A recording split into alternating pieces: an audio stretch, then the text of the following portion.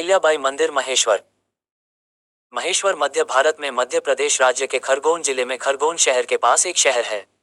ये राज्य राजमार्ग 38 खरगोन शहर बरवाहा बांधेरी राजमार्ग पर राष्ट्रीय राजमार्ग 3 आगरा मुंबई राजमार्ग से 13.5 किलोमीटर पूर्व और राज्य की वाणिज्यिक राजधानी इंदौर से 91 किलोमीटर दूर स्थित है। ये शहर नर्मदा नदी के उत्तरी तट पर स्थित है।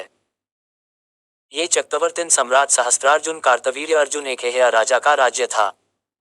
हाल ही में कई वर्षों के बाद ये 6 जनवरी 1818 तक मराठा होलकर शासनकाल के दौरान मालवा की राजधानी थी, जब मल्हार राव होलकर 3 द्वारा राजधानी को इंदौर स्थानांतरित कर दिया गया था। HD सांकलिया, PN बोस और फ्रांसिस विल्फोर्ड जैसे लेखक महेश्वर को प्राचीन शहर महिष्मती के रूप में पहचानते हैं। ग्रीको रोमनों के लिए इसे मिन्नागारा के नाम से भी जाना जाता है। ऐसा माना जाता है कि महेश्वर का निर्माण सोमवंशीय शास्त्रार्जुन क्षत्रियों के प्राचीन शहर के स्थान पर हुआ था और यह राजा कार्तवीर्य अर्जुन श्री शास्त्रार्जुन की राजधानी थी, जिनका उल्लेख संस्कृत महाकाव्य रामायण और महाभारत में किया गया है। एक प्रचलित कथा के अनुसार एक दिन राजा सहस्त्रार्जुन और उनकी 500 पत्नियां पिकनिक के लिए नदी पर गए। जब पत्नियां एक विशाल खेल क्षेत्र चाहती थीं तो राजा ने अपनी 1000 भुजाओं से विशाल नदी नर्मदा को रोक दिया। जब वे सभी आनंद ले रहे थे तो रावण अपने पुष्पक विमान में उड़ गया। नीचे की ओर जब उन्होंने सूखी नदी का तल देखा तो उन्हें लगा कि यह भगवान शिव की प्रार्थना करने के लिए एक आदर्श स्थान है। उसने रेत से एक शिवलिंग बनाया और प्रार्थना करने लगा। जब सहस्त्रार्जुन की पत्नियां खेल चुकी और वे नदी तल से बाहर निकली तो उन्होंने पानी प्रवाहित कर दिया।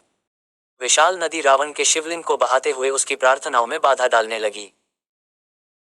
क्रोधित रावण ने सहस्त्रार्जुन का पता लगाया और उसे चुनौती दी। अस्त्र शस्त्र से सुसज्जित शक्तिशाली रावण को बड़ा आश्चर्य हुआ। 1000 भुजाओं वाले महाबली सहस्त्रार्जुन ने रावण को जमीन पर गिरा दिया। फिर उसने 10 दीपक अपने सिर पर और एक अपने हाथ पर रखा। रावण को बांधने के बाद सहस्त्रार्जुन उसे घसीटकर अपने घर ले गया और अपने पुत्र के पालने के खूंटे से बांध दिया। अपमानित रावण तब तक बंदी बना रहा जब तक उसकी रिहाई सुनिश्चित नहीं हो गई। जमदग्नि ऋषि, रेणुका देवी और भगवान परशुराम, जिनके साथ कार्तवीर्य अर्जुन की कहानी निकटता से जुड़ी हुई है, भी पास में ही रहते थे। महाभारत में एक असामान्य परंपरा का वर्णन है जिसमें आर्यावर्त के बाकी हिस्सों के विपरीत महिष्मती में एक नागरिक संस्था के रूप में विवाह सार्वभौमिक नहीं था, जिसका वर्णन तेलुगु भाषा आंध्र महाभारत में सभा पर्व में भी किया गया है। पौराणिक कथा के अनुसार नीला नाम का एक निषाद राजा था जो महिष्मती पर शासन करता था। राजा नील की एक पुत्री थी जो अत्यंत सुंदर थी, इतना कि अग्निदेव को उससे प्रेम हो गया जिसका बदला उसे मिला।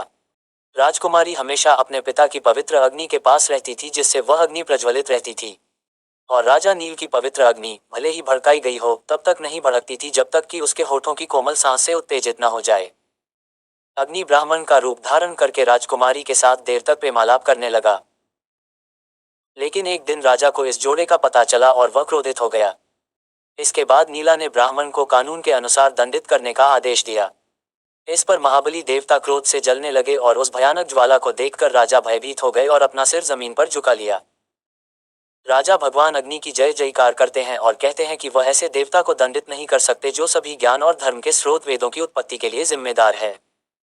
तब शांत अग्नि ने निषाद को वरदान दिया और राजा ने किसी भी आक्रमण से अपने राज्य की सुरक्षा का अनुरोध किया। अग्नि ने इस शर्त पर अपने राज्य की रक्षा करने की शपथ ली कि राजा को अपने राज्य में शुद्ध प्रेम के आनंद को एक वैध कार्य के रूप में पवित्र करना चाहिए। प्रस्तावना के रूप में विवाह की रूढ़िवादिता से मुक्त होकर महिष्मती की महिलाओं ने उस स्वतंत्रता का आनंद लिया जो उस समय आर्यावर्त में अन्यत्र नहीं सुनी गई थी। महाकाव्य युद्ध के वर्षों बाद विजयी युधिष्ठिर ने पृथ्वी पर अन्य सभी पर विजय प्राप्त करके यज्ञ आयोजित करने की योजना बनाई।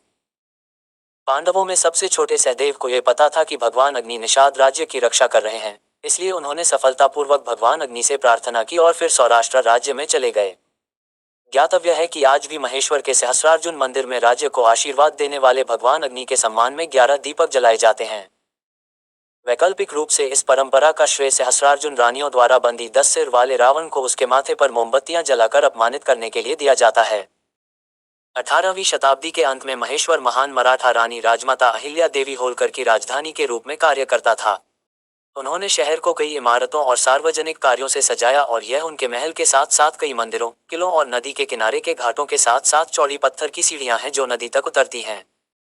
जगत गुरु कृपालुजी महाराज ने महेश्वर में शिव मंदिर के बाहर कई महीनों से अधिक समय तक विभिन्न अखंड संकीर्तन किए हैं।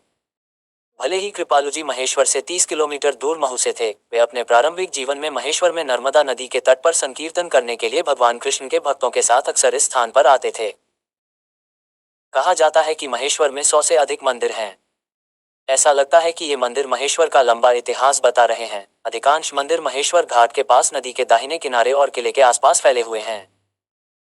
पवित्र नदी नर्मदा के पास सहस्त्र अर्जुन मंदिर, राजराजेश्वर मंदिर, काशी विश्वनाथ मंदिर, चतुर्भुज नारायण मंदिर, अहिल्या माता छत्री, चिंतामणि गणपति मंदिर, पंडरीनाथ मंदिर, भवानी माता मंदिर, गोबर गणेश मंदिर, बांके बिहारी अनंत नारायण मंदिर, खेड़ापती हनुमान, राम और कृष्ण मंदिर और नरसिंह मंदिर, कालेश्वर और ज्वालेश्वर मंदिर थोड़ी दूरी पर स्थित हैं।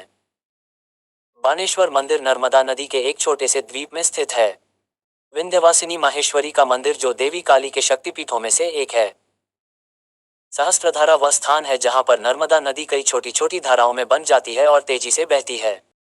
यहाँ एक साहसिक जल क्रीड़ा केंद्र की योजना बनाई जा रही है।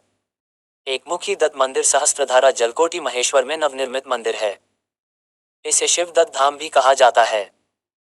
यह मंदिर 30 एकड़ क्षेत्र में बना हुआ है। मंदिर का क्षेत्रफल लगभग 10,000 वर्ग फुट है।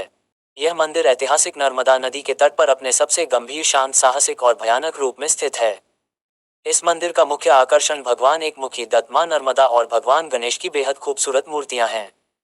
श्री क्षेत्र नारायणपुर के सद्गुरु श्री नारायण महाराज अन्ना और उनके शिष्य भारत में 4 अलग अलग दिशाओं में 4 दत्त धाम का निर्माण करा रहे हैं, जिनमें से 2 धाम पहले ही पूरे हो चुके हैं।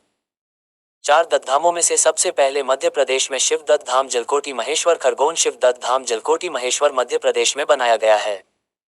4 दत्त धामों में से दूसरा कन्याकुमारी अनुसया दत्त धाम वट्टकोट्टई कन्याकुमारी अनुसया दत्त धाम वट्टाकोट्टई वट्टकोट्टई किला अंजू ग्रामम कन्याकुमारी में है। 4 दत्त धामों में से तीसरा ब्रह्मा दत्त धाम कोलकाता के पास है और यह ब्रह्मा दत्त धाम बरुईपारा कोलकाता बरुईपारा में निर्माणाधीन है। ये पश्चिम बंगाल का सबसे बड़ा हिंदू मंदिर होगा। श्री अत्रि दत्त धाम हिमाचल प्रदेश।